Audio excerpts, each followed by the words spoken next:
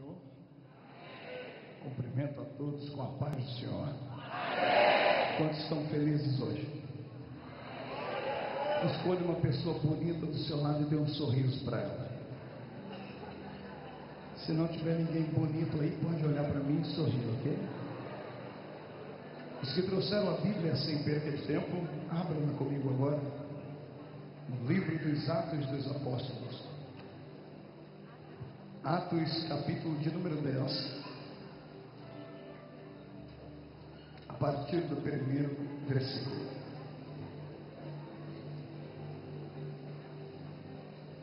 Atos, capítulo de número 10, a partir do primeiro versículo.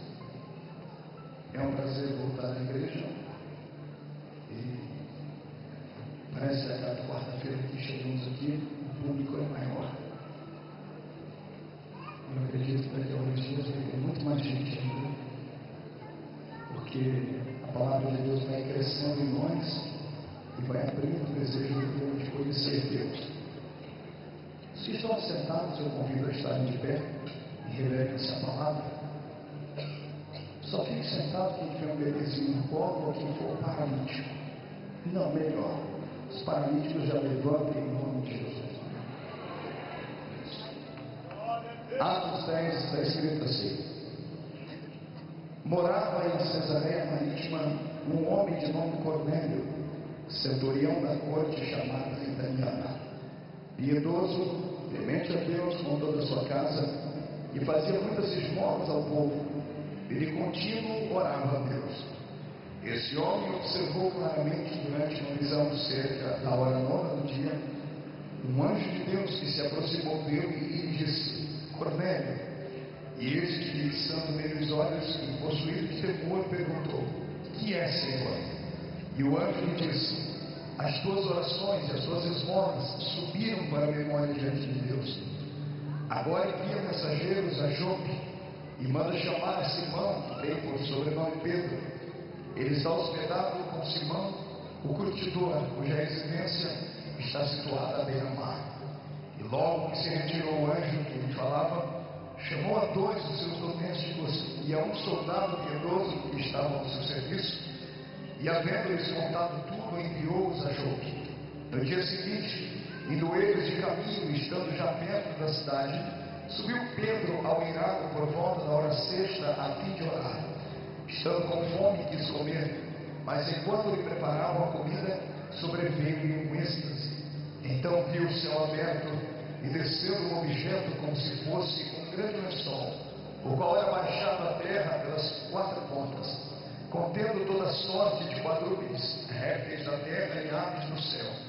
E ouviu-se uma voz que se dirigia a ele: levanta-te, Pedro, levanta-te e come tudo que você vê.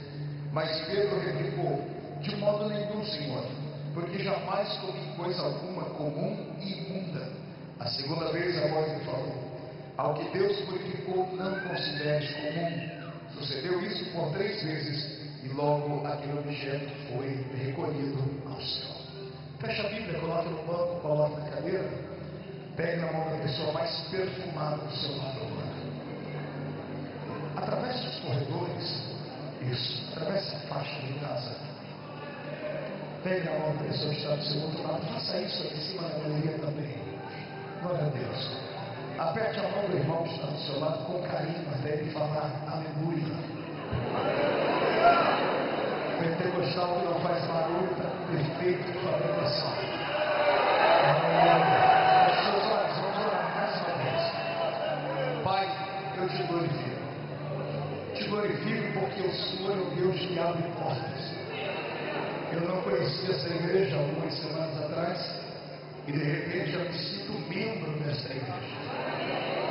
Há algum tempo atrás eu não tinha noção de que ela existia e de repente, ó Deus, sinto falta dela todas as quartas-feiras. Isso é um amor que só o Senhor pode colocar e dar. Tenho certeza que a nossa vida, este lugar foi preparado por Ti. E essas quartas-feiras, ó Deus, tem sido uma espécie de treinamento, onde o nosso espírito tem tateado a Sua glória. E a noite desta quarta-feira não será diferente. Eu quero invocar a Sua presença hoje como nunca antes. E quero pedir ao Teu Espírito que venha se aproximando de nós de uma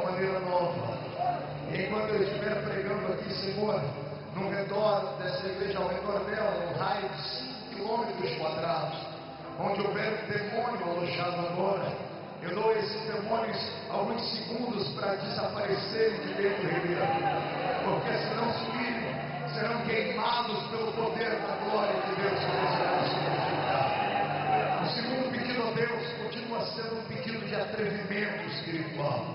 Se ainda tem um crédito no céu contigo como pregoeiro da sua palavra, abre a porta do seu palácio sobre essa igreja agora e manda do céu para a terra uma comitiva de anjos. Eu quero anjos especiais entrando dentro dessa igreja agora.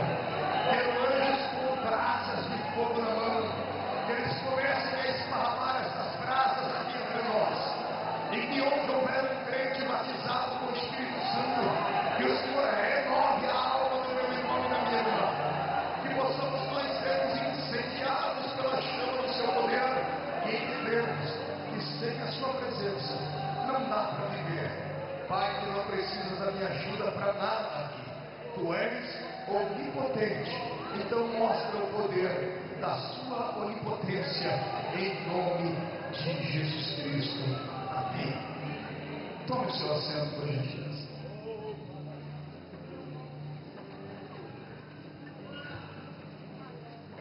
Glória a Deus. Eu vinha pedindo a Deus e ao seu doce Espírito para que me inspirasse nessa noite e me desse uma palavra revelada, uma palavra que pudesse tocar a nossa mente, a nossa alma e o nosso espírito. A nossa mente para que possamos ter um pouco mais de entendimento acerca da Bíblia Sagrada e conhecimento. A nossa alma para ficarmos sensibilizados pela ação de Deus e o nosso espírito para que ele seja treinado por Deus para enfrentarmos os inimigos espirituais que pelejam contra a nossa existência. O texto que escolhi para a nossa leitura hoje é um texto especial, capítulo 10 do livro de Atos dos Apóstolos. Há quanto tempo não tateava eu por este capítulo e por este livro? Quero então que a igreja me ajude aqui para que possamos crescer dentro deste texto e abrirmos algumas janelas de revelação dentro desta palavra. Eu quero hoje falar sobre o Pentecoste. Quero falar sobre a necessidade do poder pentecostal na vida de todo crente. Quando me convidaram para estar aqui em Bento Ribeiro, nessa igreja, a primeira pergunta que fiz ao irmão que estava me convidando era essa: o povo daquela igreja acredita no poder de Deus, nos dons espirituais, falam em outras línguas, acreditam nisso? E ele me disse que sim. Disse: você vai pegar uma igreja incendiada. E ele não mentiu, porque de fato eu vejo crentes aqui que vão daqui a pouco arder em brasas de fogo.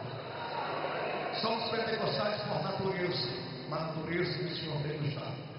Ser pentecostal não é pertencer apenas a um grupo de pessoas que gritam, que pulam, que parecem ser desequilibrados emocionalmente falando. Ser pentecostais é darmos continuidade àquele povo que o Senhor Deus os moldou dentro da sua palavra e deu a eles as chaves do crescimento da igreja desde a época do livro de Atos dos Apóstolos. Quando eu leio o livro de Atos dos Apóstolos, e é o livro onde fala do nascimento e do crescimento da nossa igreja, eu vejo este livro sendo escrito para o nosso exemplo. Eu creio que Cristo gostaria que toda a igreja que viesse depois desta tivesse pelo menos as características, as marcas e as credenciais que esta igreja aqui tinha. Neles não bastasse ter o conhecimento da palavra, eles criam no carisma do Espírito, não apenas no dom do amor, mas no carisma, na graça, no poder sobre-humano, na essência dos dons espirituais que foram o fundamento do crescimento dessa igreja. Todos nós sabemos, aqueles que conhecem a Bíblia e conhecem um pouco da teologia, que o homem não é salvo por este carisma. O homem não é salvo porque ora em línguas. O homem não é salvo porque crê em cura divina. Não é salvo porque quando está cheio do Espírito ele libera a sua alegria e pula, grita, salta, planta bananeiras. Não. Isto não dá o direito ao homem de ser salvo. O homem é salvo pela graça de Deus. Aliás, pelo que eu leio a Bíblia, o homem só tem que fazer uma coisa para ser salvo: crer em Jesus Cristo como seu Salvador e render a sua vida a Ele. E isto transformará o homem em um ser salvo. Porque a salvação não é pelos dons, a salvação é pela graça e pelo sacrifício de Jesus Cristo. Aí algumas pessoas me perguntam, pastor, então quer dizer que mesmo as igrejas que não creem nos dons do Espírito, crentes que nunca oraram em línguas, crentes que não acreditam nessa manifestação, nesse poder de Deus, eles vão para o céu? É claro que vão, porque a salvação é pela fé. A salvação não é por aquilo que nós fazemos, é por aquilo que Jesus Cristo fez, e Ele morreu na cruz por nós. O bandido que estava à direita de Jesus na cruz do Calvário nunca havia falado em línguas, nunca havia orado pelo enfermo, aliás, nem batizado nas águas ele havia sido, ele nunca havia frequentado uma igreja, nunca havia dado um dízimo nem uma oferta, e de repente foi salvo, abriu as portas do paraíso do lado de Jesus, simplesmente porque creu que Jesus era o Rei dos Reis e Senhor dos Senhores. Bastou ele olhar para a cruz de Cristo e, dada aquela insígnia que estava escrita em 3 idiomas acima da cabeça de Jesus, um presente de Pôncio Pilatos, ele estendendo a sua cabeça, lendo que Jesus era rei, ele entendeu que ele tinha um reino e que este reino não era deste mundo. E foi então que ele deu aquela célebre frase que até nos emociona, dizendo a Jesus: lembra-te de mim quando entrares no teu reino. E Jesus, entendendo piamente que ele havia crido nele como um rei, disse: ainda hoje entrarás comigo no meu reino. Então a salvação não é pelos dons espirituais, porém os dons espirituais, a graça e o revestimento do poder de Deus foram um presente que Jesus preparou para a igreja, para que essa igreja estivesse mais fortemente preparada para os embates, para a lida contra Satanás. O homem, ele é cheio do Espírito Santo quando ele aceita Jesus como Salvador. Uma vez que a pessoa se converte de verdade, de fato, o Espírito do Senhor vem morar dentro dele e põe para correr todos os demônios que habitavam a alma desse crente. Uma vez salvos em Cristo Jesus, o seu corpo deixa de ser morada de demônios e passa a ser morada do Espírito Santo de Deus. Por isso que eu fico feliz quando prego aqui e não tenho medo de coisas que possam acontecer, porque os que me ouvem são templo do Espírito Santo, são morada do Espírito Santo na terra. Não há nenhum crente aqui que seja salvo em Jesus que esteja vazio do Espírito Santo. Às vezes ele nem tem conhecimento disso, mas já que ele é salvo e entregou a sua vida a Cristo, o Espírito Santo vem morar dentro dele para a salvação. Jesus explicou isso um dia, quando parado perto de um poço, esperando que alguém chegasse para lhe dar água, ele foi falar justo com uma samaritana.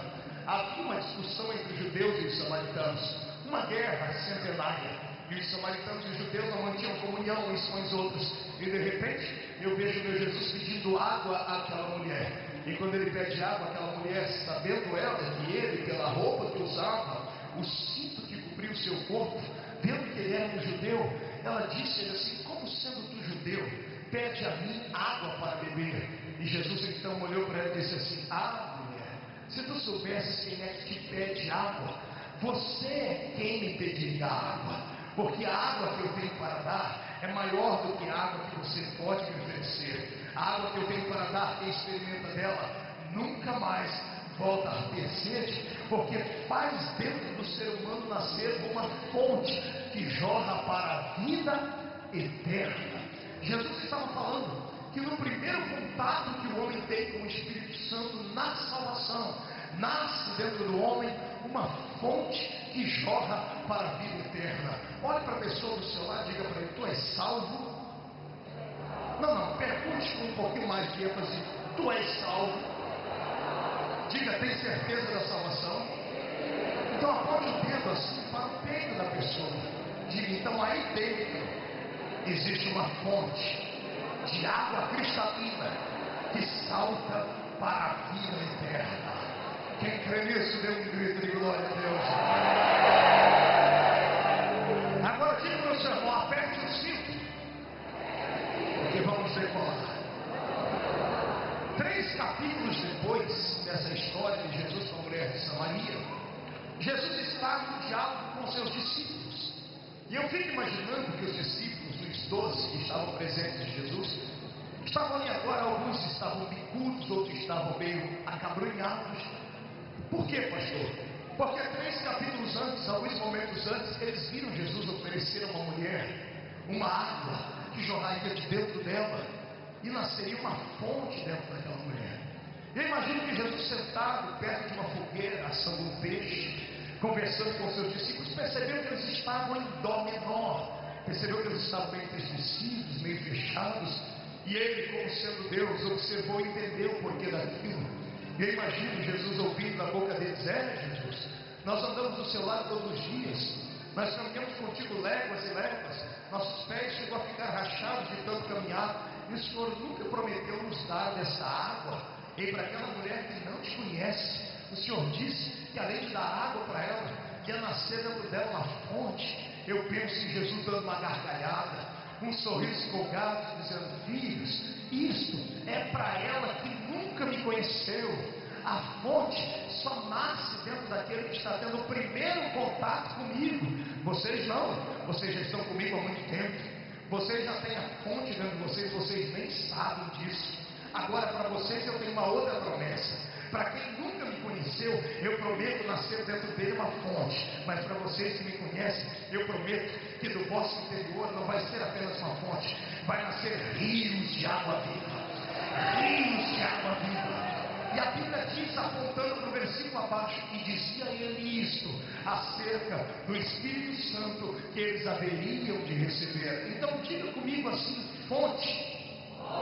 Agora diga comigo: rio. De novo fonte. De novo rio. Pergunte para a pessoa mais inteligente do seu lado: o que é maior, a fonte ou o rio?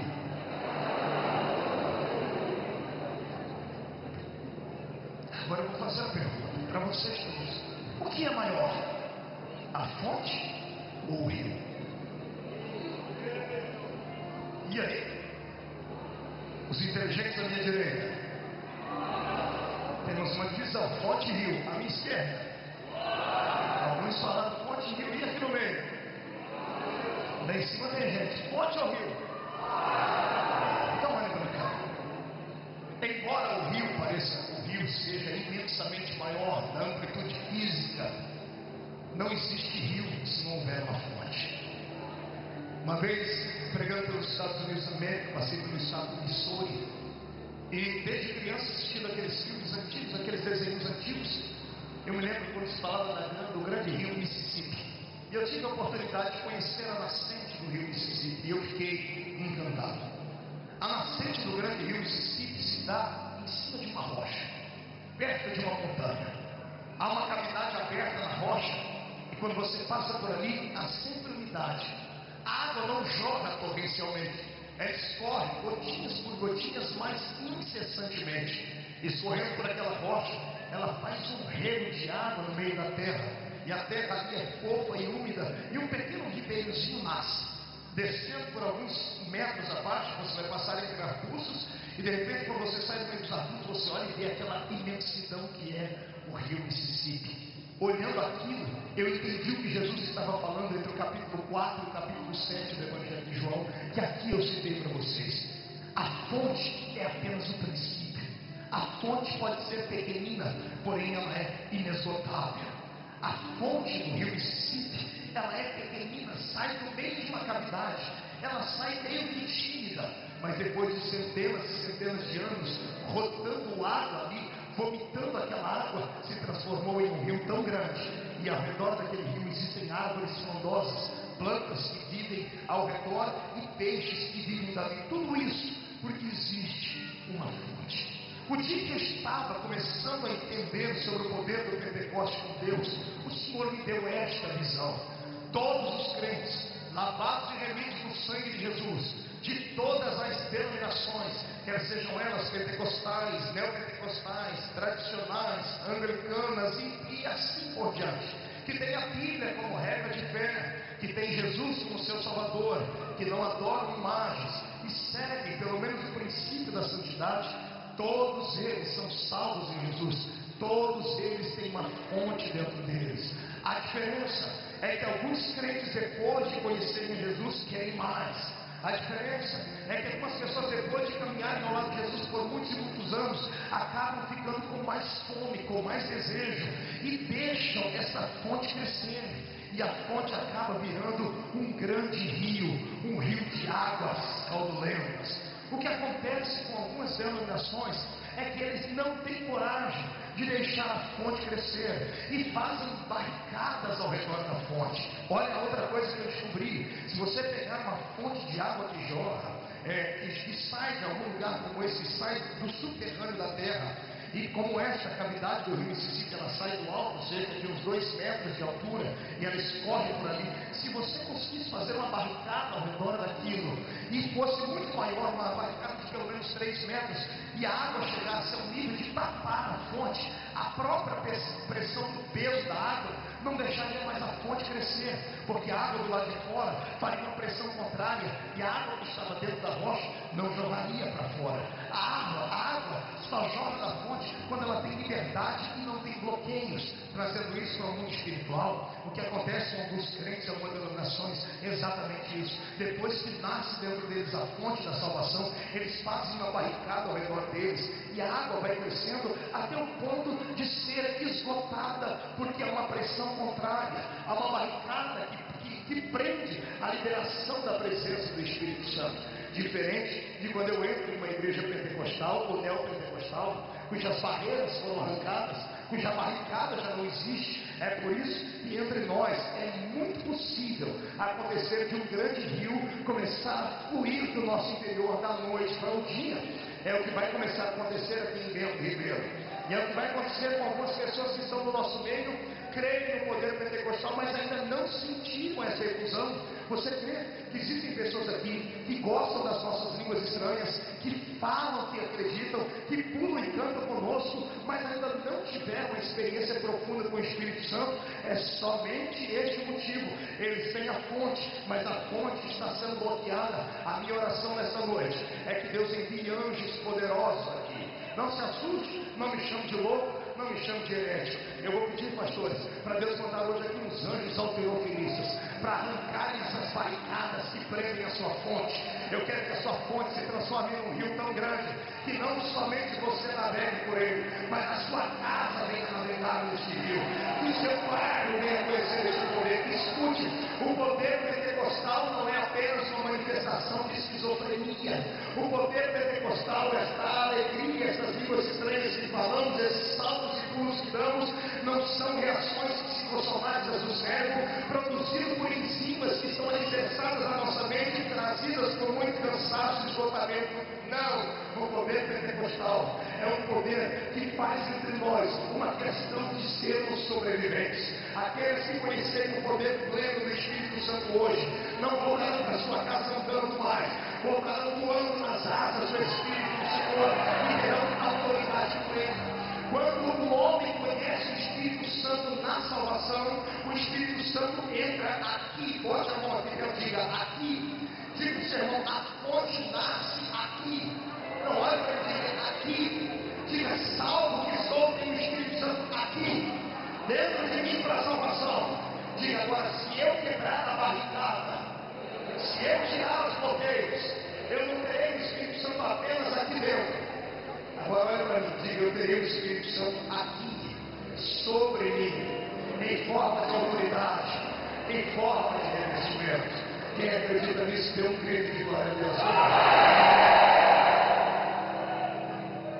Os discípulos já eram salvos, já estavam com o nome deles arrolado no livro da vida dos céus, já haviam caminhado ao lado de Jesus, estavam operando os sinais que ele estava.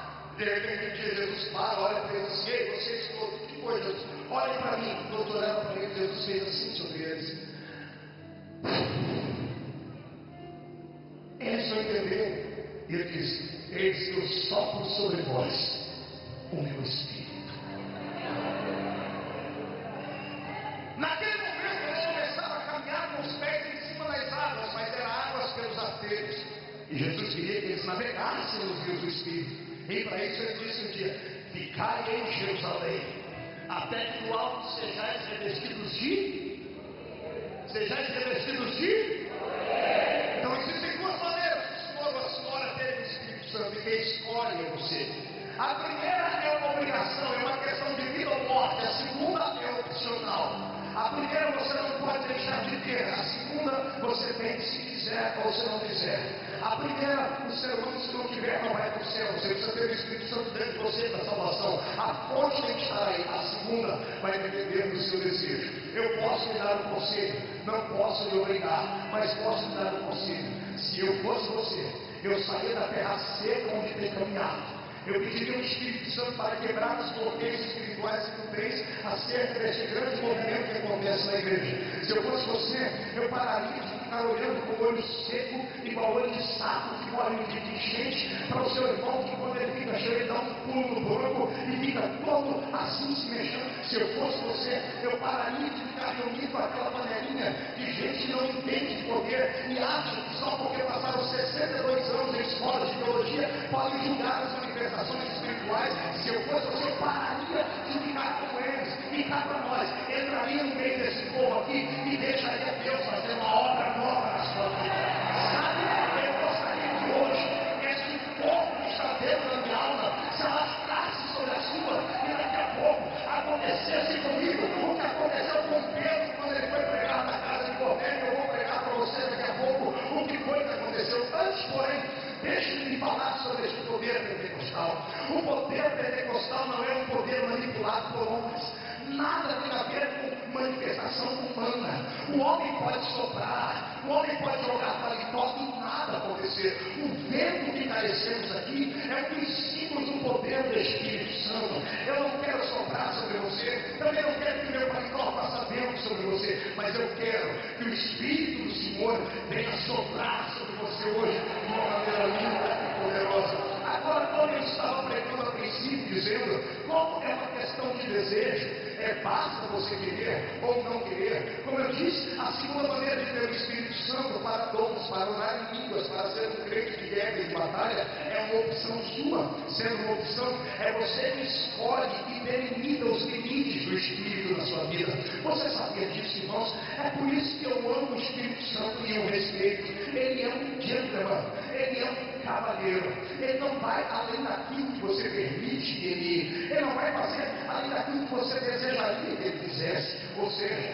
se você acha que ser crente do seu estilo, vir para a igreja, sentar aí no banco, ficar parecendo uma garotinha Barbie, se você gosta de vir para a igreja, parecendo esse manequim de vitrine de terno de shopping center, uma espécie de Hugo Boss da vida, se o senhor garoto gosta de vir para a igreja com essa roupa cheia de balangandãs e com esse cabelo parecendo que a vaca deu uma lambida em cima e gosta de ficar sentado no seu banco, se você é professor de teologia que usa até aquele óculos fundo e garrafa só para mostrar a sua intelectualidade, acha que o seu nível do Espírito Santo está bem, se você quer que ele sofra na sua vida, mas igual que ele fez na caverna de Elias, somente em forma de uma brisa, assim, só para você sentir uma emoçãozinha pequena, para levar uma lagriminha, pegar o seu lenço e equilibradamente enxugar as lagriminhas aqui, as lagriminhas aqui. Se você quiser apenas levantar a sua mãozinha para cima e dar um belo glória a Deus coloquial, somente se colocar como um pseudo-adorador, o Espírito vai respeitar. Ele vai mandar sobre você a dosagem que você aguenta e a dosagem que você quer. Se você quer só uma brisa nessa noite, ele vai soprar só uma brisa. Mas eu sei que tem uma meia dúzia aqui que estão tão loucos quanto eu. Estão correndo.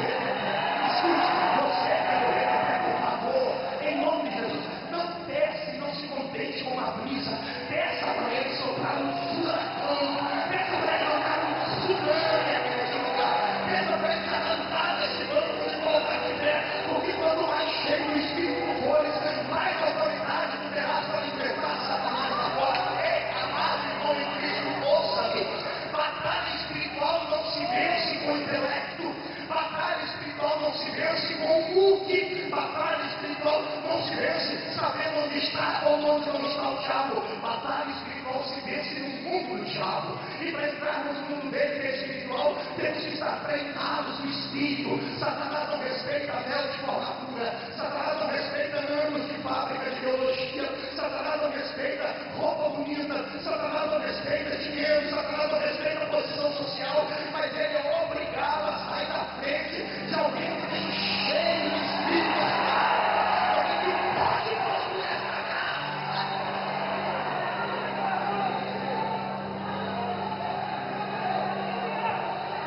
Eu não sei a sua igreja,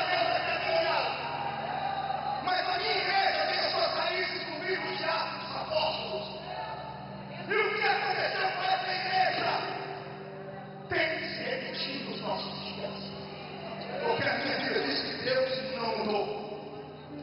minha Bíblia diz que Ele é o mesmo de ontem, hoje e será eternamente o mesmo. Se Deus não mudou, por que as coisas da Bíblia não acontecem mais conosco?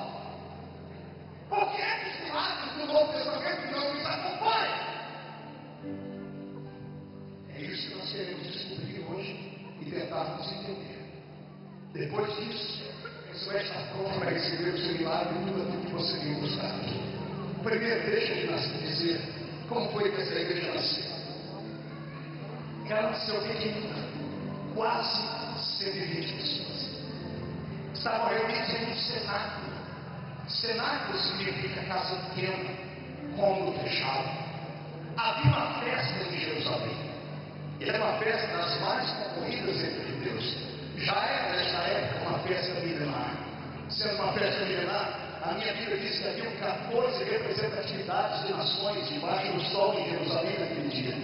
Havia gente de judeus que vieram de todas as partes do mundo até então conhecido. Sendo judeu um pouco festeiro e tratando-se da festa do Pentecoste, a chavice de Pentecoste acabou se tornando símbolo de fogo, mas o significado de Pentecoste não era esse, era a festa do cinquentenário, era uma coisa somente dos judeus. Mas como bem deste dia, nós pegamos uma carona dessa palavra e colocamos esse nome Pentecoste para falarmos sobre o poder, graça, alegria e manifestação de carisma. Havia 2 milhões de judeus reunidos em Jerusalém, serão 2 milhões de judeus. Não, você pode fazer um pouquinho melhor do que isso. Eu clico no objetivo de 2 milhões de judeus.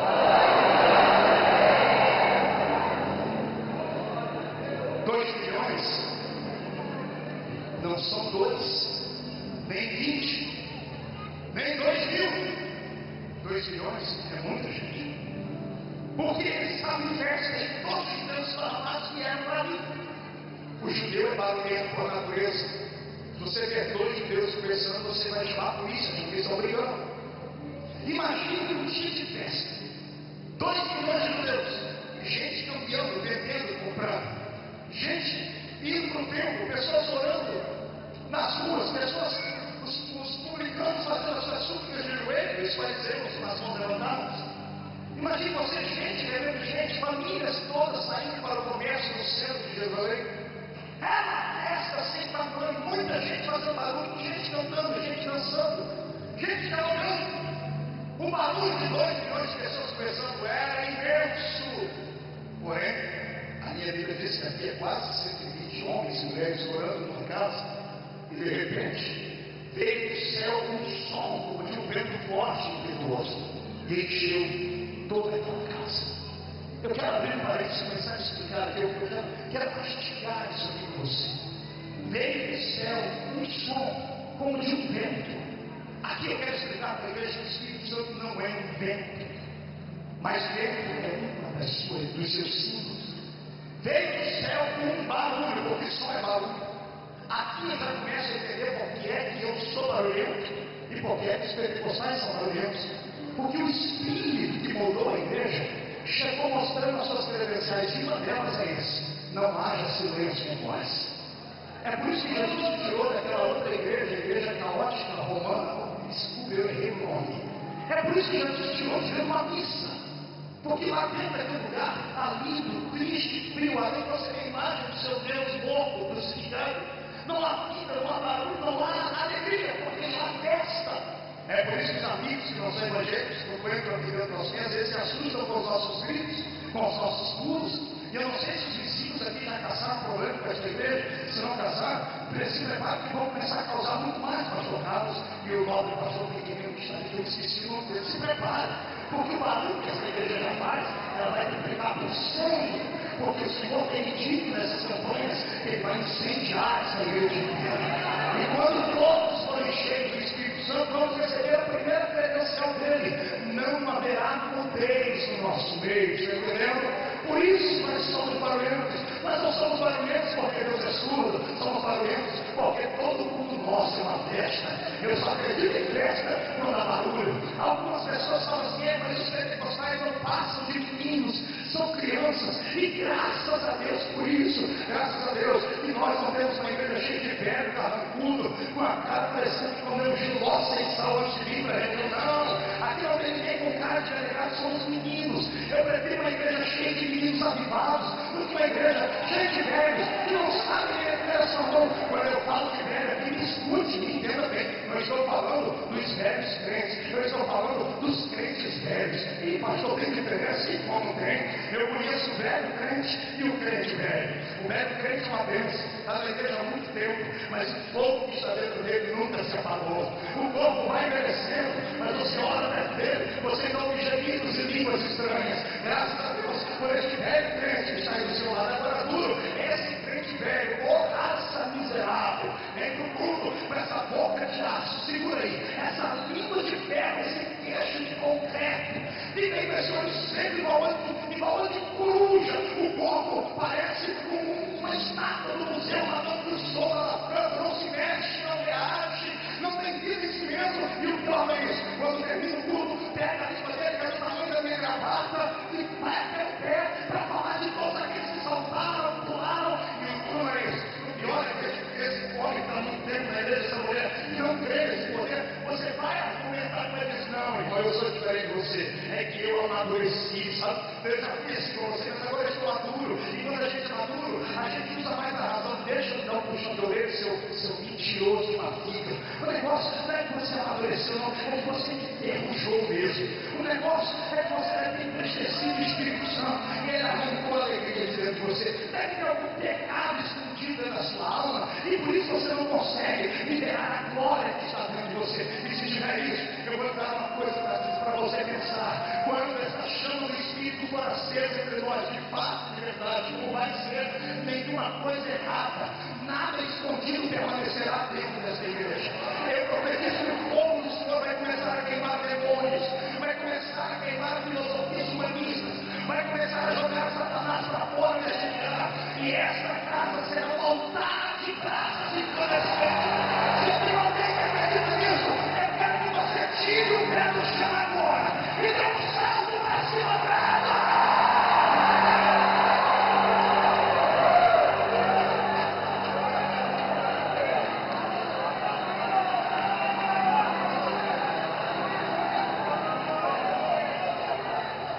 Escute aí, cidadão.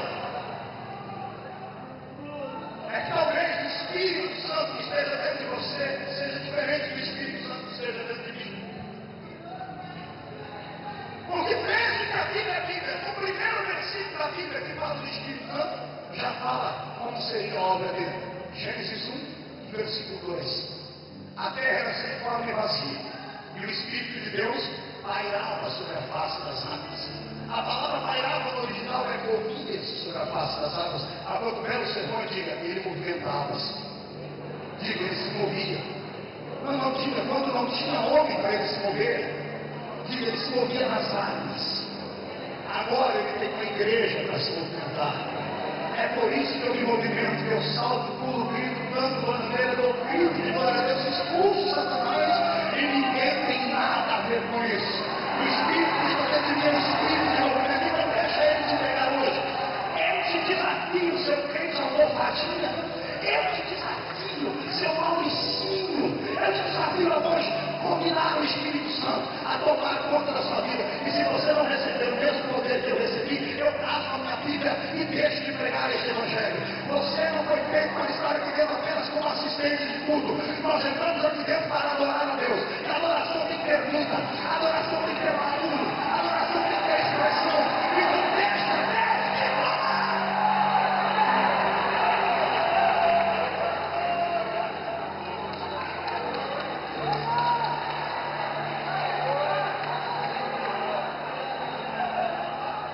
No começo do meu ministério, isso tem já uns 6 anos, eu recebi um convite uma vez, o telefone tocou na minha casa e eu atendi. Do outro lado da minha amiga disse: é o pastor Marco. Ele disse: não sou eu. Ele disse: irmão, eu queria convidar o senhor para fazer uma campanha na minha igreja. Ele disse: querido, vamos lá. E ele disse: como é que está a sua agenda? Ele está cheia de espaço vazio nela. Estava começando, só que puder me arrumar um lenço. Eu agradeço um lenço, uma planinha. Se alguém puder me arrumar, eu agradeço. Veja bem, este cidadão cor-de-rosa não vai ficar bonito na vida. De outra cor, por gentileza. Ainda tem o cor-de-rosa, né? Já vou te explicar. Obrigado. Brasil Televisão, instrumento emprestado pela irmã. Ok? Por favor. E eu disse para o Sandra, vamos lá, irmão, vamos marcar aqui. Quando tem igreja, eu disse, qual é o nome da sua igreja? Ele disse, a Igreja Batista do Calvário de tal cidade. Quando ele disse aquele nome, ele falou assim, calma aí, amigo, eu acho que eu entendi errado. O senhor disse Batista do Calvário de tal lugar? Ele disse, sim, senhor. Eu disse, mas essa aí não é uma igreja. Antes de eu falar, ele concluiu, é essa mesmo. Uma igreja fria, nós não cremos em dons, não cremos em línguas, nem no poder, nem nada, não tem barulho, não tem nada. Eu disse, então o senhor ligou para o pessoal errado. Ele disse, não, seu cartão está aqui, eu marco esse ano, não é? Assembleia de Deus pula, grita, prega, pula, planta, bananeira, quem vai você? Esse sou eu mesmo. Ele disse, não, é você mesmo que eu quero. Eu falei, mas o senhor é o que? Ele disse, eu sou o pastor da igreja. Ele disse, irmão, calma aí. Eu não sou trouxa, sou louco, mas não sou otário. Para o senhor está me chamando duas coisas a acontecer. Ou o senhor quer mostrar na sua igreja que eles nunca devem ser, e veio mostrar que os pentecostais são meio desequilibrados, ou aconteceu alguma coisa divina. E ele disse para mim, a segunda coisa aconteceu. Um pouquinho mais baixo. A segunda coisa aconteceu. Eu disse, não me conte. Ele disse, eu vou contar para você, mas não conta para ninguém. Como eu não prometi, estou contando aqui para vocês. Ele disse, eu tenho pouco mais de 60 anos. Estudei nos Estados Unidos da América. Estudei nas melhores universidades dos Estados Unidos da América, seminários. Dr. Belgrão foi um dos meus professores em Years e outras pessoas. Eu sempre aprendi que havia de melhor em mim no Brasil, porque meu pai já era missionário. Assumi essa igreja já tem muitos anos, eu prego nessa minha igreja há mais de 30 anos. Só que eu nunca perdi meu público para ninguém. Sempre fui um bom pregador, um bom orador. As pessoas todas as vezes clicavam na mensagem, vinham me cumprimentar, dizer, pastor, que mensagem linda, poderosa. Só que ultimamente eu tenho percebido que quando eu estou pregando, as pessoas dormem no culto. Eu disse, tem gente que dorme tanto e só acorda porque bate a cabeça no banco da frente. Eu quase botei o telefone para rir, porque eu quase disse, não é só não, eu conheço outras igrejas assim também. A minha estava passando por essa casa. E eu disse, um dia desses, fui orar a Deus. Dobrei meu joelho do lado da minha cama, tirei um período de meditação. E antes de dormir, eu disse assim, Deus, eu preciso de um renovo no meu ministério. Eu preciso de algo diferente no meu ministério. E ele dormiu. Preste atenção na oração do pastor Batista, tradicional. Preciso de um renovo e de algo diferente. Ele contou que quando ele dormiu, ele foi uma espécie de arrebatado, êxtase espiritual, eu não soube explicar, uma visão. Ele chegou num lugar que ele abriu o olho e viu um homem de branco, com um giz na mão, de braços cruzados, e uma louça na frente do homem. E ele apareceu de pé diante do homem, e o homem de branco disse assim, ele está preparado? Ele disse, para quê? Você não pediu um renovo? Vai começar agora. E ele disse, tomou um susto. E acordou suando frio na cama, deu um salto na minha vida. Disse, o que aconteceu? Eu disse, eu tive um pesadelo. Olha, vi um homem de branco e teve um pesadelo. Ele falou que foi na cozinha, bebeu água, leu a Bíblia e dormiu. Quando ele dormiu, ele foi levado para o mesmo lugar. Lá estava o homem de branco, braço cruzado e o giz na mão de novo. E perguntou para ele, você está pronto agora? Ele disse, não tem jeito de escapar? Ele disse, não tem, porque não foi Deus que te ofereceu, foi você que pediu. Então, como você pediu, ele me mandou, eu não posso voltar sozinho. Eu tenho que voltar, se é ele que você pediu, eu te dei. Eu disse assim, não tem jeito? Tudo bem, vamos lá.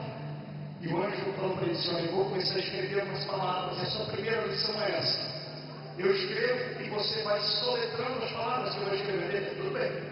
Ele disse que o anjo começou a escrever. Só que ele parou, quando o anjo já tinha sido umas 2, 3 horas, ele falou isso assim, ô anjo, eu sei falar grego porque estudei. Eu até estudei um pouquinho da língua extinta que é o aramaico. O inglês eu domino bem do espanhol e falo do português. Agora, eu nunca vi isso aí. São riscos, são senhas, são coisas que eu não consigo soletrar.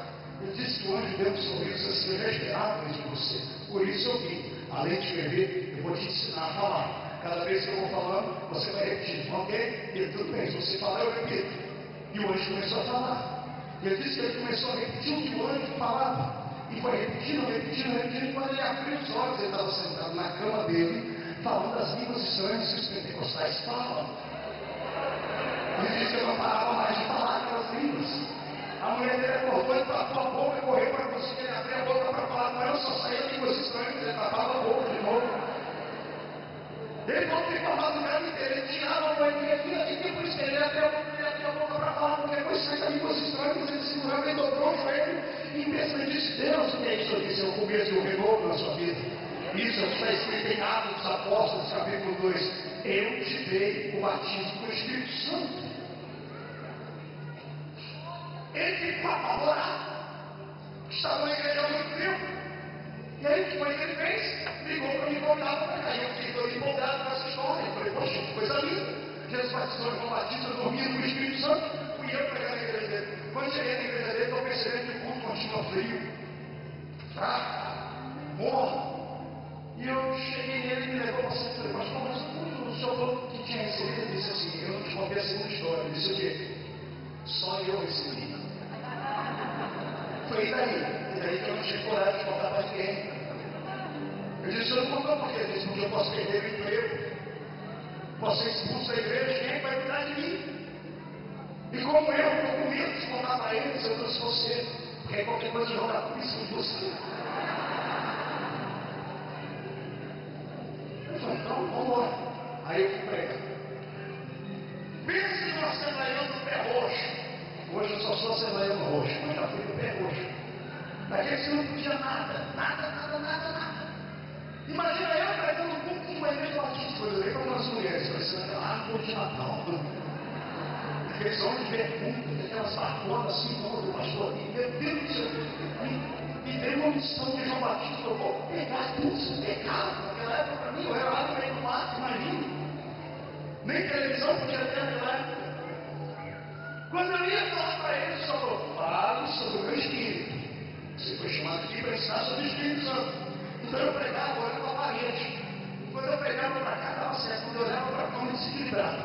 Eu perdi o rumo da mensagem, porque eu vi que ele falou assim: Deus, eu tenho que contar isso para ser salvo. E o senhor continue falando do Espírito. Eu virava e pregava para a parede. E eu pregava, e ia acontecer que estava dentro da igreja. Dois barulhos, o meu pulmão, porque eu parava de falar. E os mosquitos que voavam. Engoli dois. Sei que é para você lá. Aquilo já estava me dando angústia. Eu queria sair correndo daquele lugar. Quer matar um pregador pentecostal do coração, irmão? É ele que está pregando, você cruzar o braço na frente dele e desafiar ele. Irmão, é verdade. É perigosidade, dá um ataque cardíaco no coração da gente. Não é assim, pastor? Não é assim? É horrível. Aí você faz isso, meu Deus do céu. De repente eu vi um movimento no canto da igreja, que é lá, só o pastor que prega, estava no público aqui, e o pastor da igreja ficou sentado num canto, encostado na parede do banco. E eu vi um movimento lá, ele parou a igreja inteira para orar, inclusive eu, porque eu vi os diáconos abanando o pastor. Por quê? Porque o crente, escute, o crente que é cheio do Espírito Santo, que ele tem essa infusão de Deus, quando ele ouve uma palavra que testifica, ele não aguenta. E como o pastor não podia manifestar a alegria do Espírito Santo, ele faz: imagine um crente cheio do Espírito Santo segurando para não explodir. Ele ficava assim.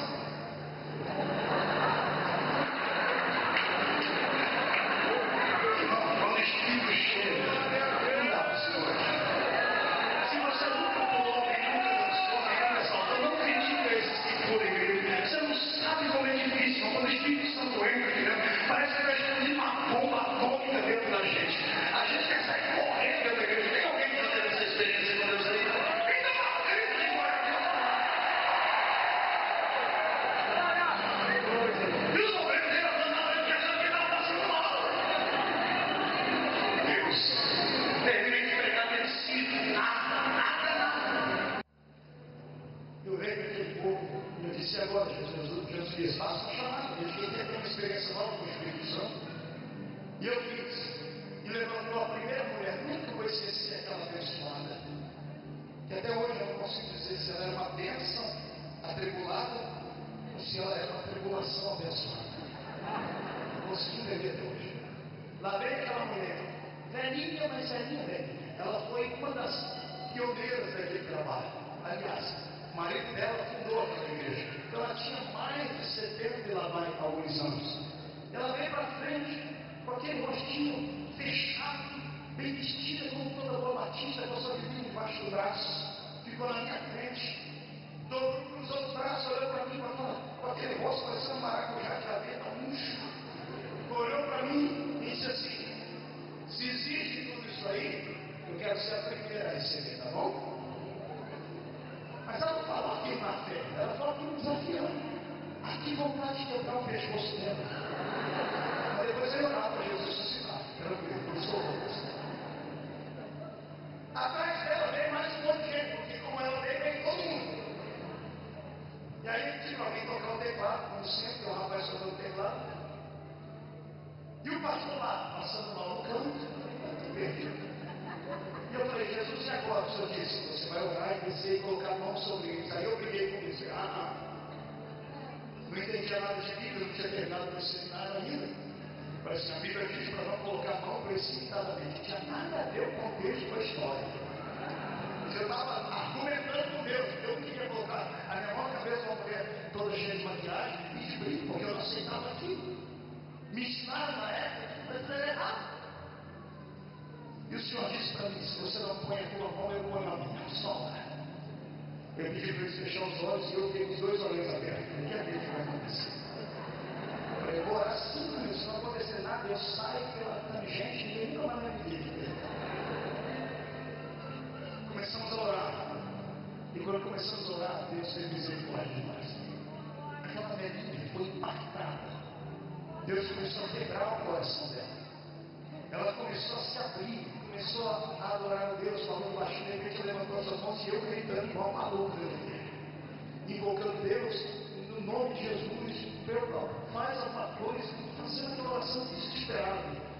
Quando Deus pegou essa mulher, ela ficou tão cheia da graça de Deus que ela deu um grito. O grito dela assustou a igreja inteira, e junto com o grito saiu línguas estranhas. Os batizados do Espírito Santo, ela não conseguiu mais ficar em pé, velhinha. Ela começou a andar para trás, se equilibrando. Onde ela foi encostando para trás, quem encostava nela ia recebendo o batismo do Espírito Santo. Jesus batizou naquela noite mais de 42 crentes no Espírito Santo. Quando o pastor viu aquilo, aí ele se entregou. Aí ele pulou, gritou, rodou, pulou no meio do povo, agarrado os homens, pegou a minha dentro e disse: foi isso que eu senti aquela noite. Você falou para mim que eu estava louco, agora a igreja inteira está louca, agora nessa loucura nós vamos para o céu. E foi um movimento de Deus muito grande. A igreja nessa época tinha sempre.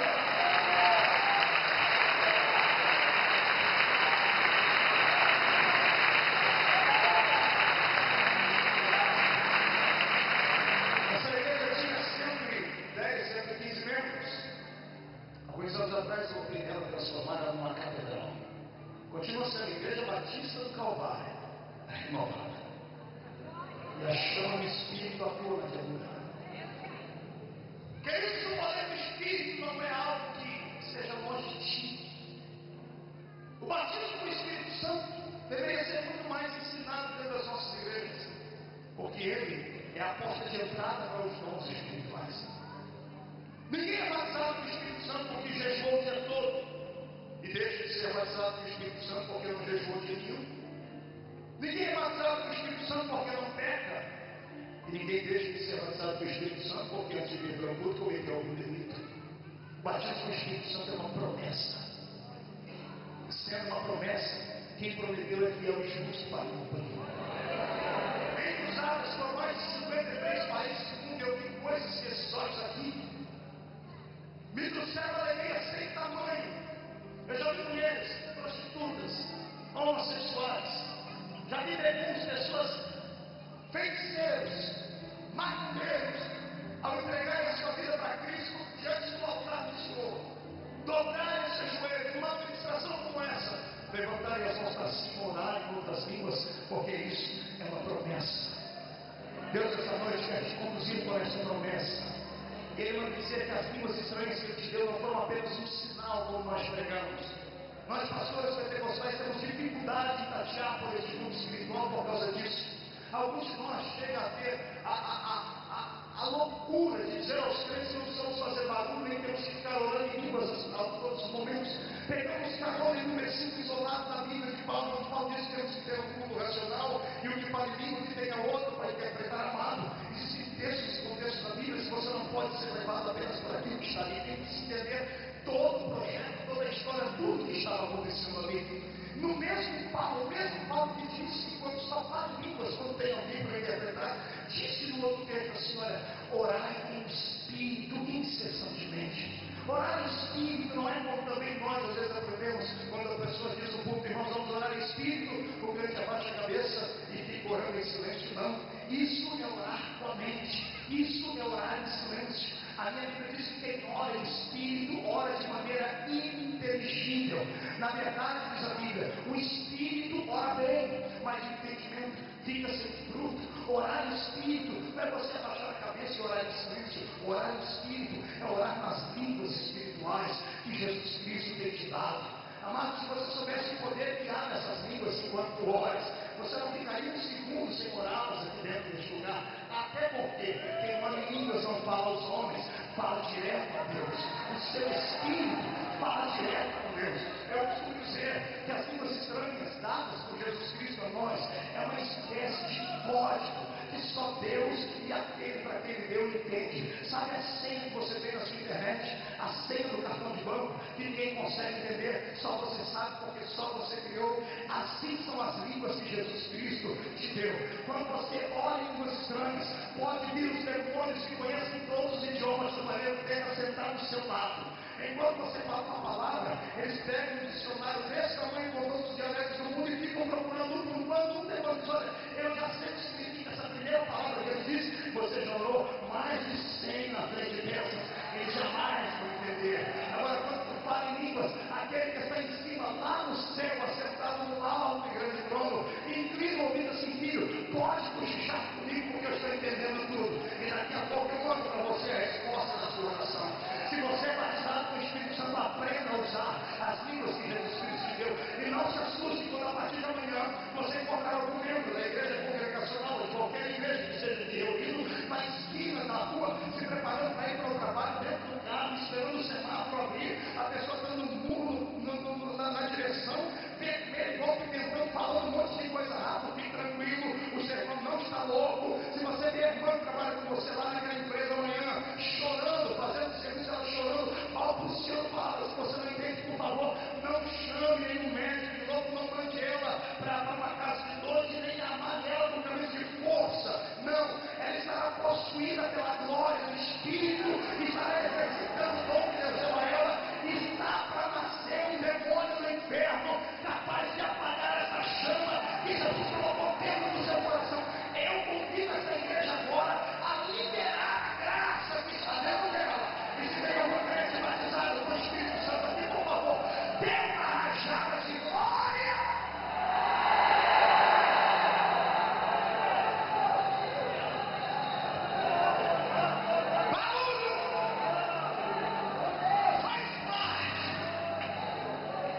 Da construção da nossa igreja. Algumas pessoas do século XXI, perdoa a expressão, mas lá vai, eu chamo de Judas Iscariotes do avivamento. Judas Iscariotes do Pentecoste. É gente que nasceu no fogo, experimentou isso. Viveu um momento que essa na vida que não tem nem palavras para explicar. Depois que se envolveu com pessoas mais intelectuais e importantes, e sentou em vários bancos de universidades, seminários de teologia, vieram para o culto, e além de terem a sua teologia modificada, ensinam as pessoas para não crerem. Estou cansado de ir a igrejas por esse Brasil e pelo mundo onde pastores pegam o sininho e na hora que o movimento de Deus está acontecendo bem e chacoalham o sininho fazendo o povo se aquietar. Estou cansado de ver alguns homens que são expoentes em mídia, em revistas, em livros, escreverem contra esse tipo de movimento. Para mim são covardes. Acham que esse barulho vai expulsar do nosso meio as pessoas que têm um QI avançado. Acham que esse barulho vai expulsar do nosso meio as pessoas que são ricas, os empresários. Amados, pelo contrário, o barulho, quando vem do Espírito, ele não assusta, ele cria curiosidade. As pessoas vão entrar aqui a partir de hoje, não vão sair correndo para ver você orar em línguas e saltar, não. Pelo contrário, eles vão se aproximar de você ou de alguém depois e vão fazer a pergunta que fizeram no dia de Pentecostes: o que é isso dizer? O que significa isso? Este poder Deus deu à igreja, por favor, não perca. Porque nós que temos o verdadeiro, deixamos de lado. E os demônios imitam as nossas línguas dentro do terreno de macumba.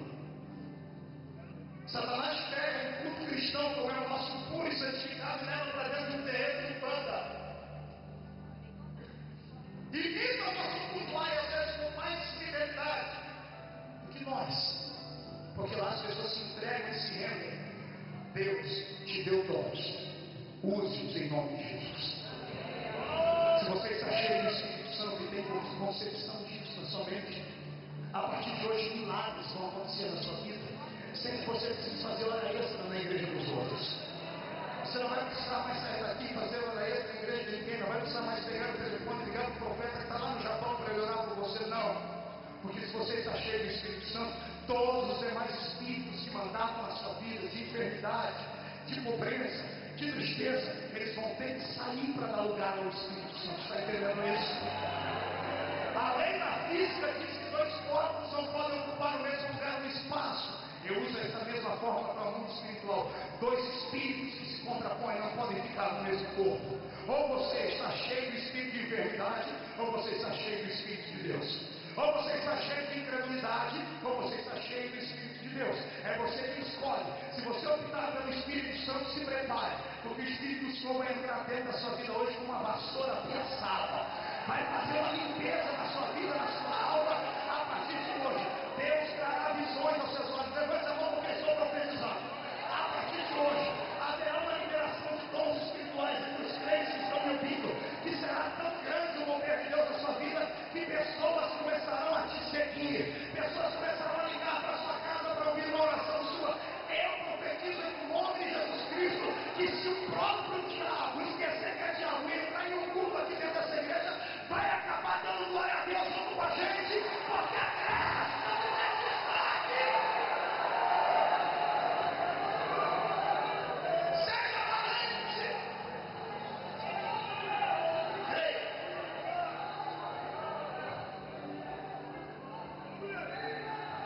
Ele veio, começou a fazer barulho entre eles. O barulho foi tão grande que os discípulos de joelho levantaram a cabeça para ver onde é que vinha o barulho. E quando levantaram a cabeça, começaram a ter visões. E viram fogo repartido sobre eles. Deus vai começar a abrir os nossos olhos espirituais. A igreja precisa disso. Deus vai começar a devolver visões espirituais para muitos crentes que estão aqui. Você quer isso? Deseja isso? Aí acontece a coisa que é a mais bonita, que eu sempre prego. A casa ficou pequena para eles. Enquanto estavam buscando o Espírito Santo, vazios, a casa os comportava. Talvez era até grande para eles. Mas quando eles ficaram cheios e possuídos pelo Espírito, o lugar ficou pequeno. Todo lugar que tem a presença da glória de Deus manifesta e liberada, ele ficará pequeno em qualquer circunstância que seja. Eu profetizo que essa igreja ficará pequena para o tanto de gente que vai se agregar a ela daqui a alguns dias. Você crê nisso, irmãos? Eu profetizo que o rol de amigos que você tem vai ficar pequeno para o tanto de gente que o Espírito Santo vai atrair para perto de você quando as pessoas verem a graça e a glória de Deus na sua vida. Eita, eu estou sentindo isso já. Quando isso aconteceu, a primeira coisa que fizeram foi abrir as portas daquele lugar e foram adorar a Deus do lado de fora. Está na hora da igreja liberar esse poder que ela tem do lado de fora, para os vizinhos, para as pessoas, nas ruas. É livre você pular, saltar, dançar, ajoelhar, fazer tudo isso aqui. É legal ver você se soltar aqui dentro, mas é só aqui dentro. Lá fora você é um medroso. Quando pergunto se você é crente, você diz: não sou crente, essa palavra é muito pejorativa. Eu sou do movimento gospel. Eu sou do evangelho. Tem vergonha de ser crente. Não basta ter esse poder aqui dentro. Quer ver você voltar a andar com a Bíblia na rua, Afinal de contas, eu sei, senhorita, que a Bíblia às vezes não vai ornar com a roupa que a senhora usa, não vai ornar com a roupa que o senhor usa, mas é a nossa espada, a nossa arma. Nossos pais nos ensinaram assim. Está na hora de levarmos esse poder aqui de dentro lá para fora, porque senão aqueles que estão lá fora nunca sentirão desejo de entrar aqui dentro. Pastor Marcos, mas aí vai ficar estranho, porque a pessoa não vai achar que a gente é louco. É nesse momento que Deus vai trabalhar. É nesse momento tudo que Deus espera. Deus espera um culto pentecostal com eles no meio da rua, num lugar a 1 milhão de pessoas andando dentro de ônibus, para as pessoas pararem, olhando assim, o que esse povo tem aí? Aí eu chamava que eles falam para nós que falaram naquele dia. Olha para cá. A Bíblia diz que as pessoas que estavam em Jerusalém, 2 milhões de pessoas, digo para o seu irmão, 2 milhões. Digo, dentro da casa tinha 120. Usando a fórmula matemática mais simples que você conhece, me responda. Quem faz mais barulho, 2 milhões ou 120 pessoas? Não entendi. Quem é capaz de produzir um som mais alto, 2 milhões de pessoas ou 120 pessoas? Então aconteceu uma coisa estranha. Porque esses 120 fizeram tanto barulho. Oh Jesus! Nós estamos aqui num bom número. Eu tenho certeza que você for a 300 metros aqui, ninguém escuta a gente. Mas esses 120 fizeram tanto barulho que as 2 milhões de pessoas que estavam em Jerusalém pararam para ouvir. O barulho entrou em todas as casas, em todos os lugares da cidade. E quando as pessoas olhavam para aquele povo, eles diziam que eles estavam bêbados. Diga que são bêbados. Eu só conheço um bêbado de 2 formas. Se eu chegar perto dele e sentir o cheiro da manguaça na boca dele, da maldita cachaça.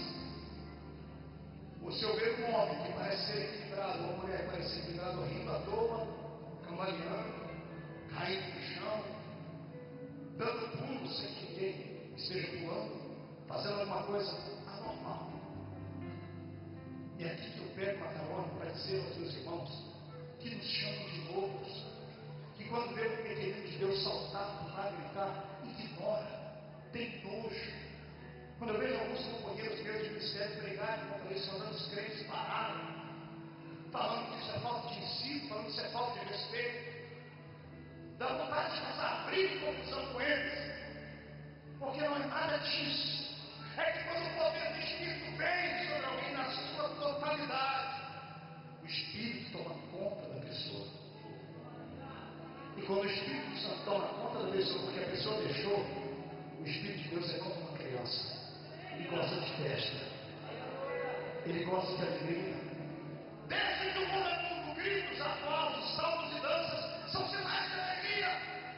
E quando o Espírito Santo desceu sobre eles, ele deu esses sinais a eles. E os homens achavam que eles estavam bêbados. Foi aí que acontece o primeiro dos grandes milagres. O Pedro, covardão, medroso, que negou Jesus diante de uma vendedora de púrpura, quando viu alguém chamar o seu irmão de bêbado, pulou na frente e disse assim: aqui não tem ninguém bêbado, não. Aqui estão homens e mulheres cheios do Espírito Santo, conforme está escrito no livro de Joel. A minha oração é que Deus levante hoje aqui um monte de Pedros. Quando vê alguém falar mal do nosso barulho, do nosso grito, das nossas línguas, dos nossos dons, se levante e compre a briga. Não se cala.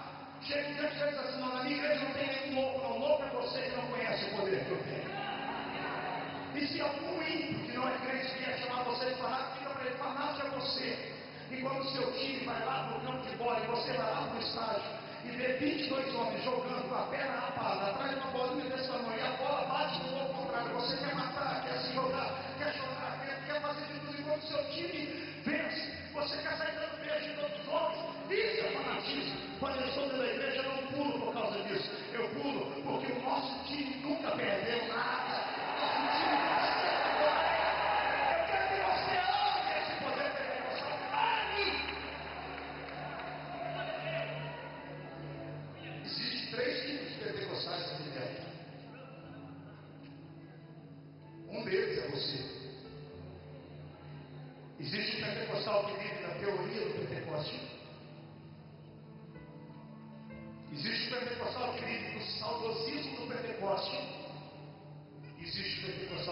a experiência do Pentecostes. Um dos três é você. Porque estou pregando uma igreja pentecostal. Triste quando você se transforma no pentecostal na teoria. Aquele homem, aquela mulher que quando vem em casa ou vem no culto fora desse, você senta perto e diz: irmão, ontem Jesus batizou o Espírito Santo. Ele vai dizer: está escrito em Atos dos Apóstolos, capítulo 2, que Jesus batiza. Se você depois do irmão, Jesus arrebatou o irmão ontem, ele fez isso. Está escrito no livro de Apocalipse, capítulo 2, 3, Jesus arrebatou João.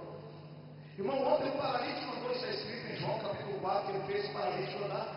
Tudo que você fala, a pessoa tem argumentos aqui, porque teoricamente ela conhece, teoricamente ela foi preparada, mas ela só conhece aqui, ela nunca sentiu aqui, ela só sabe de coisas que ouviu dizer.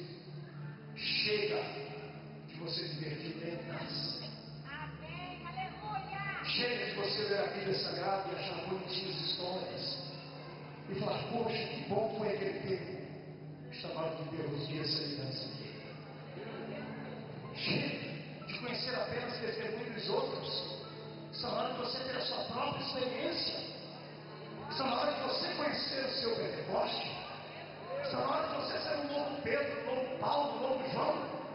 Está na hora de Satanás conhecer um novo apóstolo. Está na hora dos demônios olharem para você e pararem de rir de você, de acharem ignorante, porque sabem que você frequenta uma igreja que tem poder, lê uma Bíblia que fala de poder e não tem poder nenhum. Está na hora de você sair daqui e os demônios que te oprimiam e os demônios que debochavam de você se transformarem em tapete para você pisar em cima deles e ter poder para amarrá-los à autoridade de Jesus Cristo. Você quer isso sobre a sua vida, irmão? Levante a mão direita para cima. Agarre o ombro do seu irmão, por gentileza, com carinho. Chapa ele até ele ficar irritado, irrita ele. Irrita que eu estou pentecostal de verdade. Diga: então eu quero ver. Dá um grito de glória a Deus, bem alto.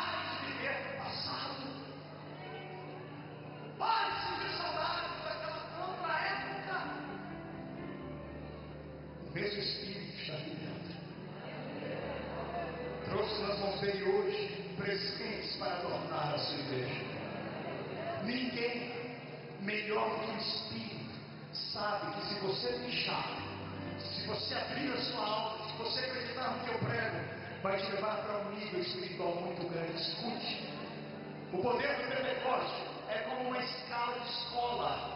Você começa no jardim de infância e pode chegar ao doutorado.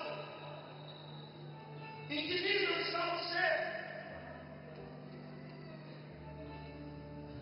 Quando a gente para de assistir fitas de homens como o pastor Benjamin,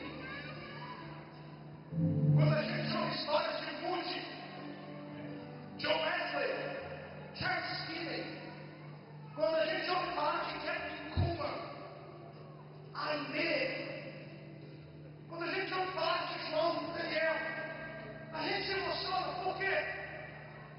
Ah, pastor, porque eles eram super-homens. Não! Eles eram feitos da mesma matéria que eu e você. A mesma. A diferença é que eles ousaram acreditar. A diferença é que eles não olharam para os gelados e frios que oprimem. A diferença é que eles creram e buscaram conhecimento. A diferença é que o Espírito Santo encontrou neles intimidade suficiente para usá-los. Você crê nisso? Crê na sua cabeça. Feche seus olhos.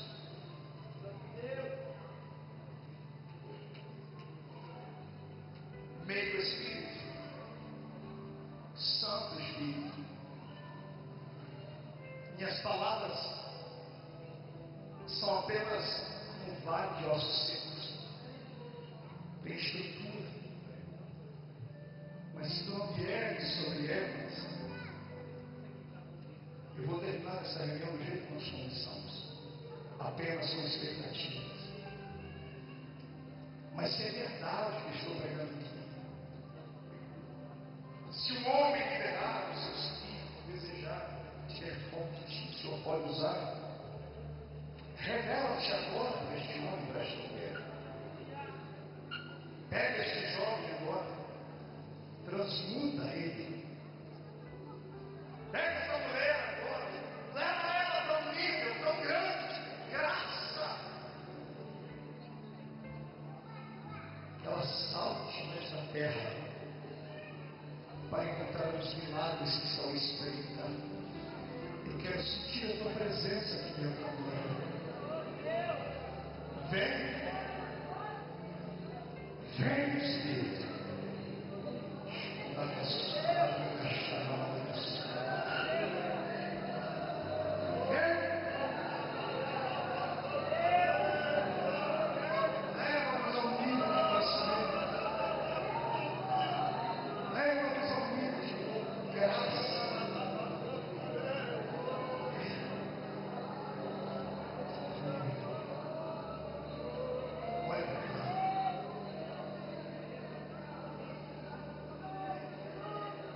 O Espírito Santo está fazendo uma vistoria dentro dessa igreja.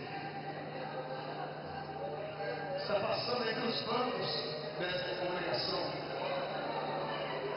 visitando homem por homem, mulher por mulher, anotando seus nomes, fazendo alguns apontamentos, porque Ele vai colocar asas nos seus pés para você voar, sair do nível que você está. Você vai conhecer o poder pentecostal como você nunca antes conheceu. Amadagaço, Ecanderei, Corobaço. O Senhor está disposto a te graduar nessa noite, mas para isso, você tem que deixar o beija-flor encontrar o seu coração, que é a flor aberta, para ele beijá-la. Deseje. E ele está. Já estou terminando agora. Por que eu vi Atos 10? Porque eu dei um puxão de orelha na igreja em Atos 10. Em Atos 10 eu tenho um pastor presidente da igreja de Jerusalém, pentecostal até nos ossos, em uma casa de praia. Alguns crentes o serviam, porque a igreja de Jerusalém estava grande e bonita. Mas a promessa não era só para Jerusalém. A promessa era para o mundo. Mas como o pastor, o presidente da igreja de Jerusalém, o irmão Pedro, achou que o poder pentecostal era só para Jerusalém, os gentios e os ímpios estavam morrendo. Escute. O pastor Pedro, além de estar na beira da praia, na casa de alguém rico, estavam fazendo uma comida para ele, uma galinhada, sei lá o quê. A minha Bíblia diz que ele dorme. Um dia antes desse acontecimento, tinha um homem na casa dele. Olha para mim. Era livre. Era pagão. Era líder da corte chamada italiana. Era servo de Roma. Portanto, tinha dentro da sua casa um busto de César. Sacrificava a César. Dada a cultura helenista, ele adorava Platão, não apenas nas suas filosofias, mas também como um semideus. Júpiter, Diana, e 1 milhão de outros deuses, nossos ídolos. A minha Bíblia diz que ele era temente.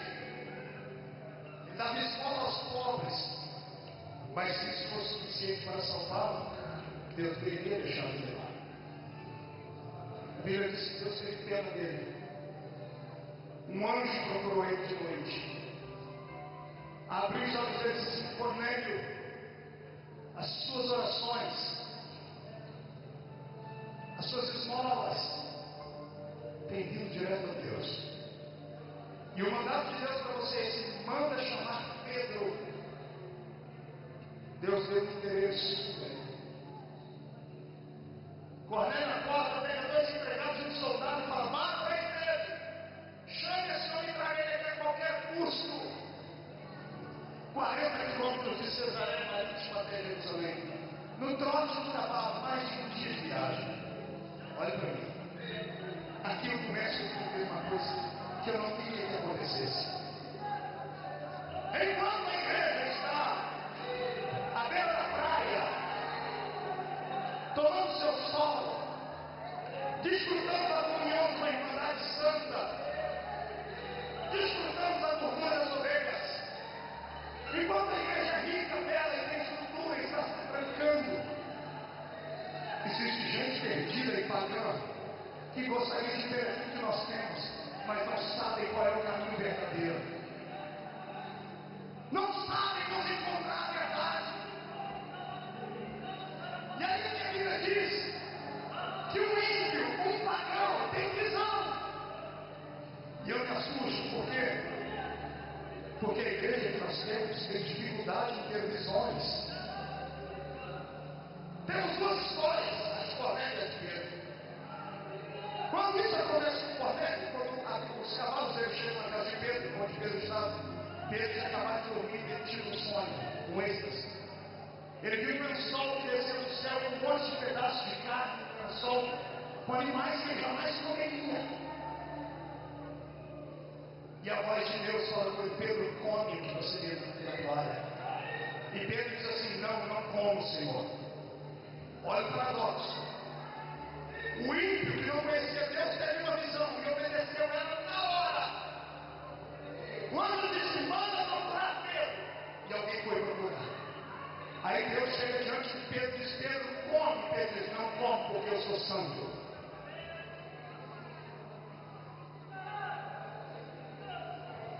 Deus teve que falar 3 vezes com Pedro, para Pedro entender. E falou uma vez com o ímpio, para ele entender. Olha para mim.